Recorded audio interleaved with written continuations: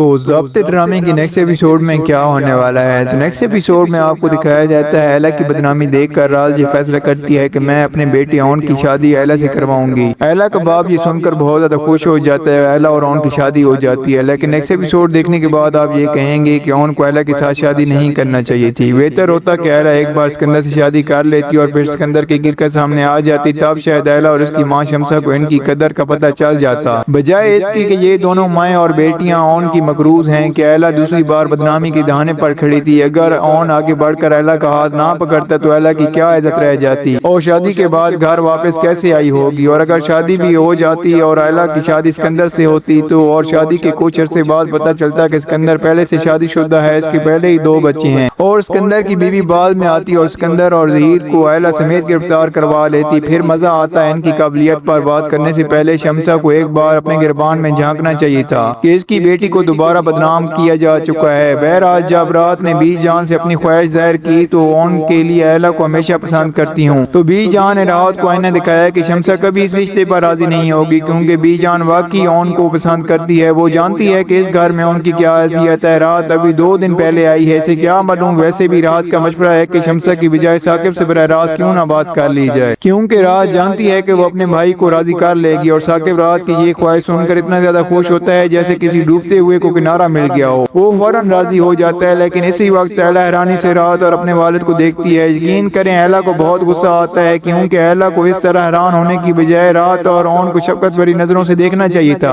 ابھی کچھ دیر پہلے وہ بھی اپنے والد کی حالت دیکھ کر پریشان تھی، جو شادی کی بارات میں نہ آنے کی وجہ سے اپنا دل مضبوطی سے پکڑے بیٹھا تھا اور اسے کسی بھی لمحے ایمرجنسی میں اسپتال پہنچایا جا سکتا تھا۔ اب رات کی بات سن کر ثاقب بہت پرجوش ہو جاتا ہے۔ ایلا اور اس کی ماں شمسہ کے لیے یہ شکر گزار ہونے کے لیے کافی تھا۔ ویسے بھی اب آپ کو لگتا ہے کہ شمسہ زویا کے ساتھ گھر پہنچ جاتی ہے، جبکہ اون اور ایلا ثاقب کی موجودگی میں شادی کر لیتے ہیں۔ اب ایلا نکاح نامے پر کیسے دستخط کرتی ہے، لیکن گھر پہنچتے ہی ایلا کا مزاج بگڑ جاتا ہے۔ وہ کمرے میں جا کر اپنے زیورات اتار پھینک دیتی ہے۔ اب جب اسی دوران ثاقب بھی گھر میں داخل ہوتا ہے اور شمسہ سے کہتا ہے کہ فکر نہ کرو، اون اور رات نے ہمارے مسائل حل کر دیے ہیں، اور جب وہ بتاتے ہیں کہ میں نے ایلا اور اون کی شادی کر دی ہے تو شمسہ کا رویہ بدل جاتا ہے اور وہ ثاقب سے کہتی ہے کہ آپ کو ایلا کے لیے وہ 2 ٹکے کا لڑکا ہی ملے جو ہمارے 2 ٹکڑوں پر پل رہا تھا۔ نہیں شمسہ بی بی، وہ اسکندر آپ کی ایلا کے لیے بہتر تھا کہ اس کے ساتھ اس کی شادی ہو جاتی، یا پھر شامی جیسا لڑکا بہتر تھا۔ ویسے بھی ثاقب شمسہ کو سمجھاتا ہے، لیکن معاملہ اب دروازے سے باہر نکل چکا ہے، کیونکہ اسی دوران رات خوشی خوشی اپنی بیٹی اون کے ساتھ گھر میں داخل ہوتی ہے۔ لیکن شمسہ نے جیسے ہی رات اور اون کی یہ بات سنی تو رات کے قدم وہیں پر رک گئے۔ اون اتنا شرمندہ ہے کہ ایلا سے شادی کر کے اس نے بہت بڑا گناہ کر لیا ہے۔ بہرحال رات اپنے بیٹی اون کو ایک طرف لے جاتی اور اسے تسلی دیتی ہے اور کہتی ہے کہ وقت کے ساتھ سب ٹھیک ہو جائے گا، اون ان باتوں کو دل پر مت لینا، اور ساتھ ہی پیار بھرے انداز میں اپنے بیٹے سے پوچھتی ہے کیا تم ابھی بھی اپنی ماں کے پچھلے 20 سال کے گناہ معاف نہیں کرو گے جو آپ کو ان بے شرموں کے ہاتھوں میں چھوڑ کر چلی گئی تھی؟ کم از کم میں نے اپنے بیٹے کی محبت کو اس کی زندگی میں شامل کر لیا ہے۔ ماں کی یہ بات سن کر اون بھی رو پڑا۔ ویسے بھی رات نے اون کو بتایا کہ رات بہت ہو چکی ہے، تم ایلا کے پاس جاؤ، وہ تمہارا انتظار کر رہی ہوگی۔ وہ انتظار کر رہی ہے، لیکن چیخوں اور تانوں کے ساتھ اون جیسے ہی کمرے میں داخل ہوا اور ایلا کو اس طرح رونا یہاں پر اسے برداشت نہیں ہوا۔ اون پریشان ہو کر فوراً آگے بڑھ گیا، ایلا جی آپ کو کیا ہوا ہے؟ اور ایلا وہیں سے شروع ہو جاتی ہے، تم خوش ہو کہ میری زندگی برباد کر کے ایک موقع پرست شخص؟ اون کو یہ سب سن کر بہت زیادہ افسوس ہوا۔